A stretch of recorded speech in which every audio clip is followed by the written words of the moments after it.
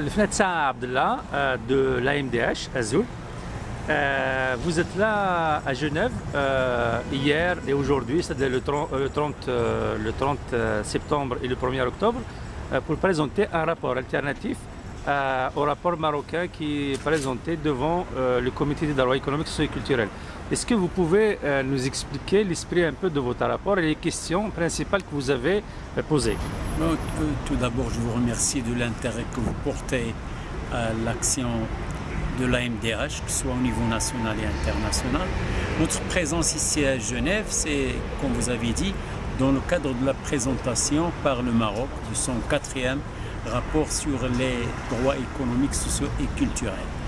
L'Association marocaine des droits de l'homme, qui s'intéresse beaucoup à ces desks, a présenté un rapport parallèle ou alternatif à celui de l'État marocain, dans lequel elle montre la réalité, la vérité sur l'évolution des droits économiques, sociaux et culturels. À commencer par les droits préliminaires qui sont cités dans les normes internationales, notamment la Déclaration universelle et le Pacte international. Et nous avons remarqué dans notre rapport que les chiffres qui ont été montrés par l'État au Maroc ne reflètent pas la réalité, que ce soit sur les droits économiques, les droits des Marocains à une vie décente, que ce soit par leur droit au travail, que ce soit par l'accès aux services publics, à l'enseignement, à la santé et aussi les droits des travailleurs qui sont très violés, surtout ces dernières années, parce que comme on le sait, le Maroc a opté par un libéralisme sauvage et qui donne d'abord une importance au profit des entreprises, au profit des capitaux, au détriment des droits des ouvriers et de la population en général. Donc c'était l'occasion pour nous de développer devant les experts du comité notre vision et les résultats de notre enquête et notre rapport concernant les dossiers.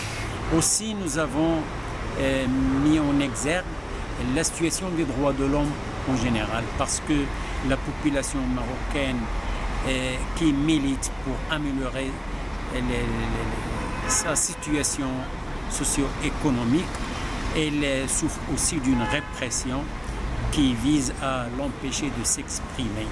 Et comme l'Association marocaine des droits de l'homme, à travers ses sections partout au Maroc, il vient au soutien à cette population, il souffre aussi d'une répression. Et d'ailleurs, tout récemment, depuis le 15 juillet dernier, on a recensé plus de 70 interdictions de nos activités, que ce soit locales ou nationales. Même notre siège à Rabat a été saccagé par la police. On a détruit nos moyens de travail, on a tabassé les militants et une permanente au niveau des sièges. Aussi, il y a des militants et militantes qui sont poursuivis ou même emprisonnés. Et je cite comme exemple le cas de notre camarade Sharaf à Tanger et notre camarade Husni à Casablanca, qui sont en train de purger 3 ans de prison ferme. Donc voilà en gros de quoi il s'agit lors de notre présence ici à Genève. Et la question à Mazir, est-ce qu'elle est posée dans votre rapport? Mais bien sûr, nous adoptons les droits de l'homme tels que reconnus universellement. Et les droits, que ce soit culturels, linguistiques, tous les droits, comme ils sont stipulés par la déclaration ou par le pacte, c'est notre affaire. On ne peut pas exclure un droit, surtout qu'une partie de la population marocaine est amazigh et on ne peut pas adopter les droits de l'homme au Maroc sans donner l'importance qu'elle mérite à cette question. Il y a quelques exemples de spoliation de terre, que ce soit le MES, que ce soit la question qui est posée à Imeder, surtout que la MDH était présente dans cette campagne de solidarité avec les paysans à Imeder. On a été à Jebel El-Ben, etc. Donc, c'est cité comme exemple. Concernant les questions et réponses les questions des experts, hier et aujourd'hui, est-ce que vous êtes satisfait des questions? Est-ce qu'ils reprennent un peu l'essentiel des problèmes, des questions que vous avez posées, vous, dans le rapport? Et qu'en pensez-vous des réponses de la délégation marocaine?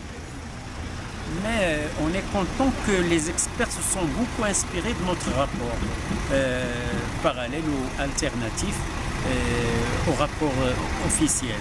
Donc il y a plusieurs questions qui ont été posées et qui sont inspirées de notre rapport, à commencer par le désengagement de l'État aux questions des droits économiques, sociaux et culturels, et qui a été consacré par la Constitution, notamment son article 31. Ça a été posé comme question ou observation par les observateurs. Pour ce qui est des réponses, comme à l'accoutumée, les réponses officielles, ils sont vagues, générales, et ils ont essayé d'esquiver ou de ne pas répondre à des questions spécifiques pour rester dans les généralités, dans un discours vague et creux.